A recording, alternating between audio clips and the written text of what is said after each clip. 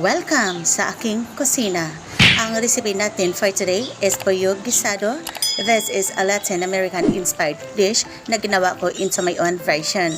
Sa recipe ito ay gagamit tayo ng 4 kilograms na chicken wings and thighs. Hugasan natin itong mabuti bago natin i-marinate. Dito maglalagay tayo ng annatto powder, black pepper powder, smoked paprika, chopped tomato, onion, chopped garlic, parsley stem,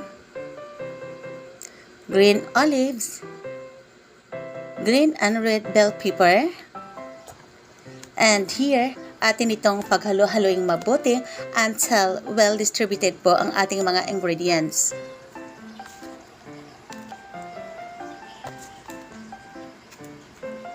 Dito, maglalagay na rin ako ng bay leaves. Atin muna itong ititir para ma-release ang kanyang aroma. Oyster sauce, tomato sauce, rock salt, and atin itong paghalo-haloing muli.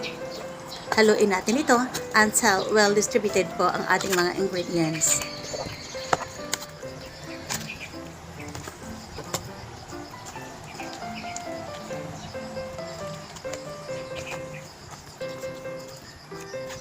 And now we are going to pour 2 tablespoons of cooking oil. Then, paghalo-haloin natin itong mabuti and atin itong isi-set aside for at least 45 minutes before cooking. On a preheated pan, maglalagay tayo ng cooking oil. Once mainit na ito, ating ipa-pan fry ang ating chicken. Ipiprito natin ito over medium to low heat. The purpose of searing is to lock in the flavor as well as the moisture of meat.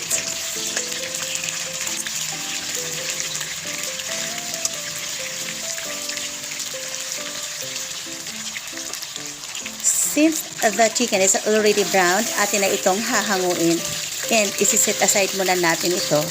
Bago natin prituhin ang mga natirang chicken, atin munang hanguin itong mga spices na natira to avoid it from burning. Since marami ang chicken na ating lulutuin, ay gagamit ako ng malaking kawali. So here, maglagay tayo ng cooking oil and ating ipiprito ang ating carrots.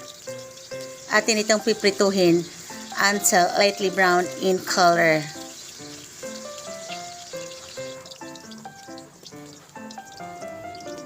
Okay na ito, atin na itong hahanguin sa kawali. Sa parehong kawali, atin ding ipiprito ang ating potatoes. And then, atin itong piprituhin until become lightly brown in color.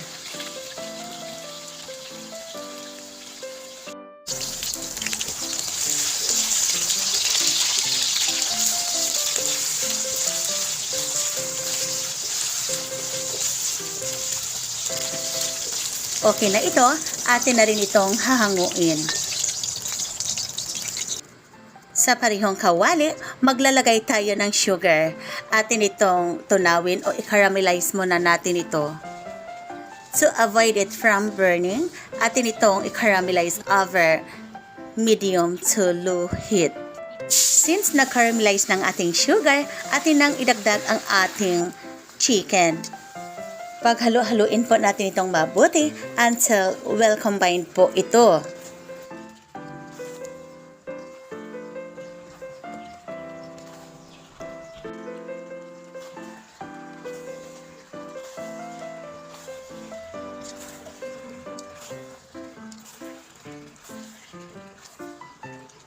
And now, let's drop in the marinating sauce.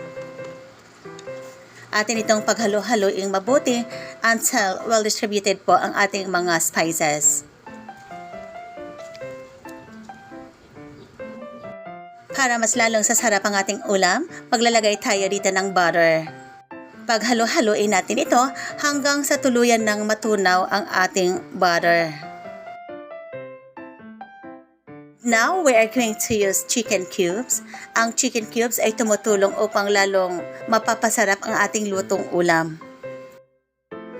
Dito ay gagamit lamang ako ng 1 cup water para sa pagpapalambot ng ating chicken.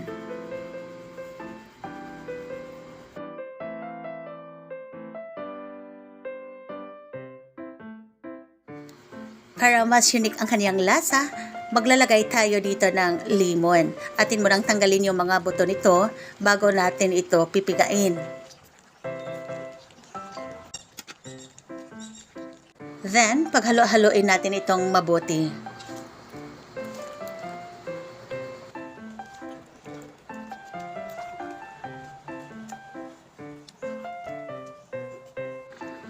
Dito, ilalagay na natin ang ating carrots together with the potatoes.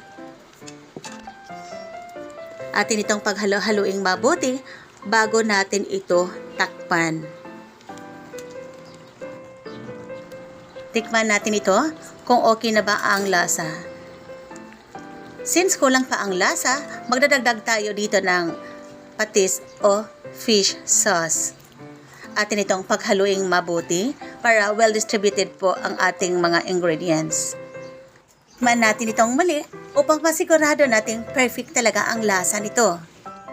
Takpan na natin ito at pakukuluan sa loob ng 10 hanggang 15 minuto or hanggang sa tuluyan ng maluto ang iyong chicken. Pagkatapos ng naturang minuto, atin na itong i-check at paghalo-haloing muli.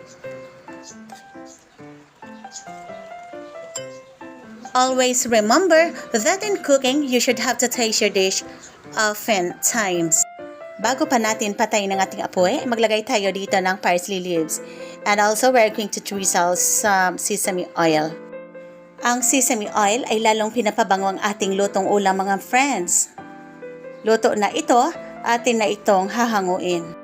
Presenting to you our finished product, this is Pollo Guisado, and I guarantee you na napakasarap talaga ng recipe ito. Thank you so much for watching. This is MGA channel. Have a great day everyone.